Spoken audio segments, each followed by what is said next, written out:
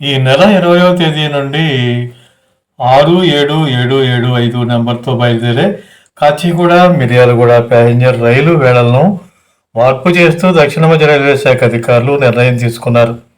ప్రతిరోజు రాత్రి 7:40 కాచిగూడలో బయలుదేరే ప్యాసింజర్ రైలు మిర్యాలగూడకు రాత్రి 11:40 చేరుతూ ఉంది. ఇక మీదట సాయంత్రం 6:35 కాచిగూడలో బయలుదేరి విద్యానగర్, జామియా మసీదు, ఆర్ట్స్ కాలేజీ, సీతాఫల మండి, మల్కాజ్గిరి, చర్లపల్లి, ఘట్కేసర్, బీబీనగర్, నాగిరెడ్డిపల్లి, ఒలిగొండ, రామన్నపేట, చిట్యాల, శ్రీరామపురం, నల్గొండ, తిప్పర్తి రైల్వే స్టేషన్ల మీదుగా రాత్రి 10:50 మిర్యాలగూడకు చేరుకుంటుంది. అలాగే మిర్యాలగూడలో రాత్రి 11:45 బయలుదేరాల్సిన 67777 ప్యాసింజర్ రైలు ఈ నెల 20వ తేదీ నుంచి రాత్రి 10:55 బయలుదేరి విష్ణుపురం మీదుగా రాత్రి 11:55 నడికుడికి చేరుకుంటుంది.